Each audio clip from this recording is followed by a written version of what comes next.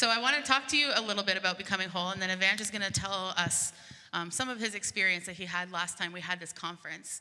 Becoming Whole is put on by some friends of Westview, Alec and Tamara Cameron, and it is literally what the title is. It's about becoming whole. It's about how the gospel of Jesus actually changes everything, including our relationship to sin, our relationship to God, our relationship with each other, our relationship to our world, and ourselves.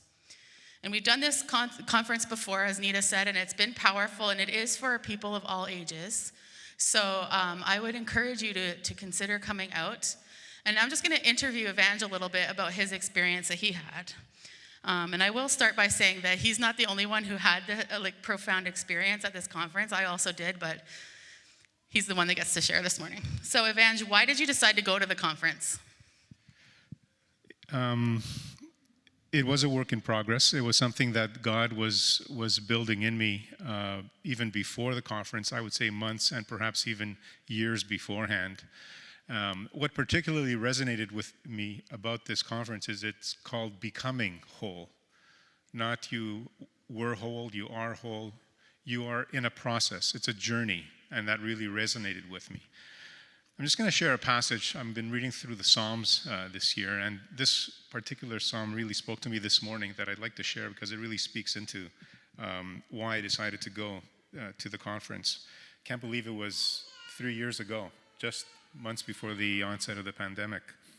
It's in Psalm 36, and it reads, "Your steadfast love, O Lord, extends to the heavens, your faithfulness to the clouds. Your righteousness is like the mountains of God. Your judgments are like the great deep. Man and beast you save, O Lord. How precious is your steadfast love, O God. The children of mankind take refuge in the shadow of your wings.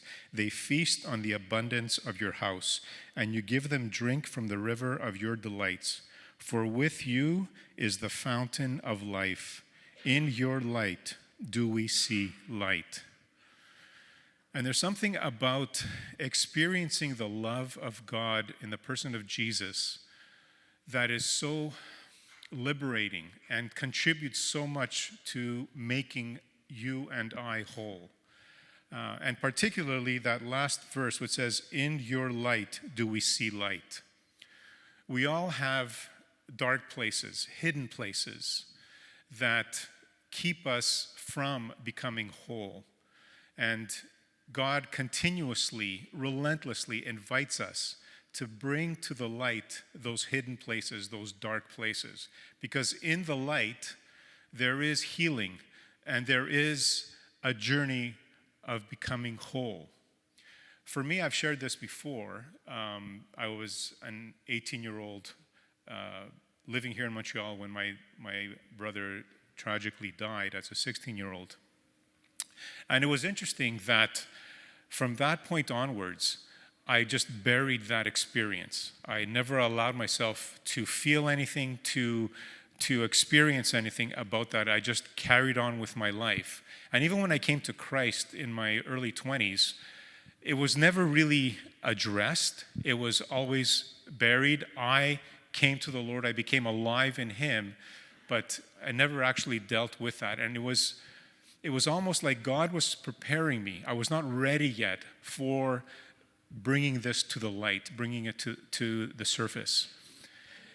It's, whenever a bomb explodes, it's when you remove yourself with some distance and time that you actually are able to see the damage that bomb has caused. And that was my experience. It was only years later that I came to start to appreciate the impact that my brother's death had caused on me. There were a lot of insecurities, there were a lot of fears, there were a lot of personality experiences that really deeply impacted me, and I just never allowed myself to come to terms with them. And it was over the course of time, a bit preceding the Becoming Whole conference, that God was inviting me, "Okay, Evange, now's the time. Now is the time. I want you to address this. I want you to come to terms with it. I want you to bring it to me." And I remember I was going on prayer walks for weeks before that, just praying to God that He would make my heart whole and clean and full with His shalom.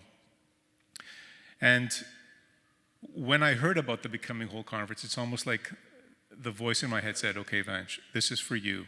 This is where you will meet with me, and this is where we will work together on this. And it was profound. Okay, so what actually happened at the conference then? Holistically, what happened, the teachings, the worship, the sharing of the testimonies, they all were so profound, but they all contributed to one thing. It was to encounter the living God in the person of Jesus. And it was to create an environment for the Holy Spirit to do his work. And it was everything from start to finish was pointing in that direction. And God was truly present in our midst during that conference.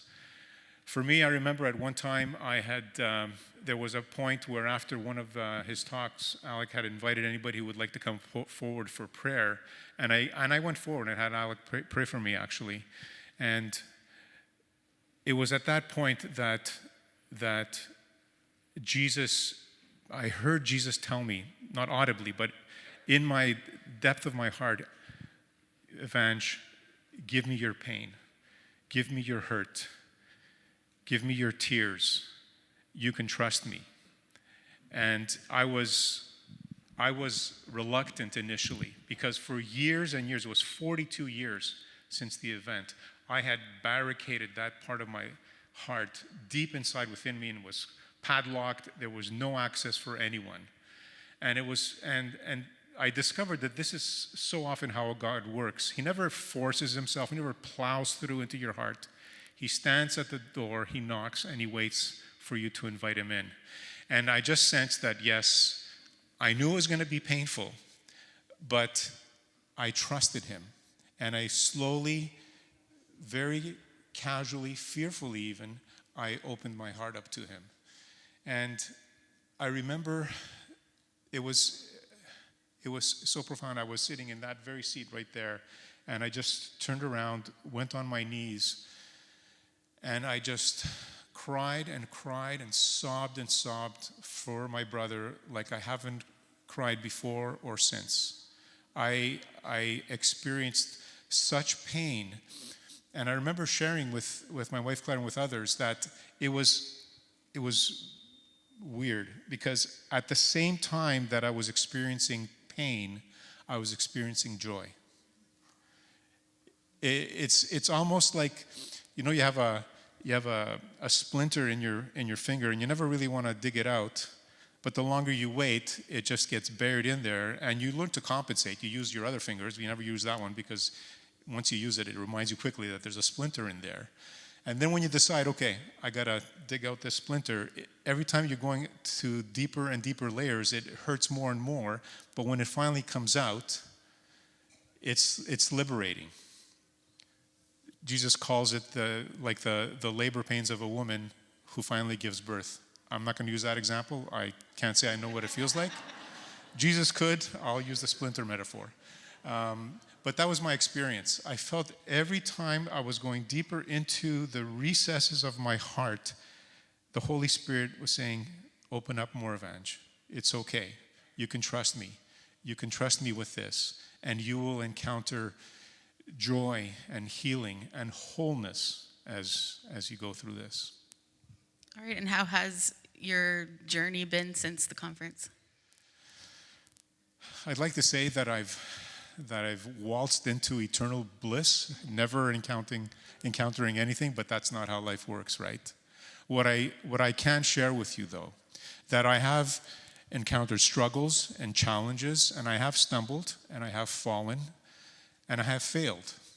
But the one common thread throughout all those encounters was the relentless pursuit of my God for me, to come alongside me, to embrace me, to reaffirm in my heart of hearts that he loves me, that he is with me, and that he will see me through, and that one day I will become whole through this journey.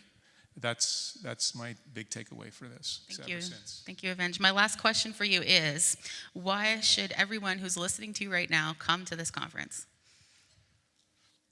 I won't ask everybody here, but I am sure that if I asked who here feels that they are whole right now, that they have arrived, that there's no need for becoming whole because that's a thing of the past for me, I'm sure nobody would answer in the affirmative. If you have a story, if you are on a journey where you feel that there is something that is not allowing you, preventing you, holding you back from allowing this encounter with the person of Jesus and the work of the Holy Spirit to work in your heart and in your life so that you can become whole.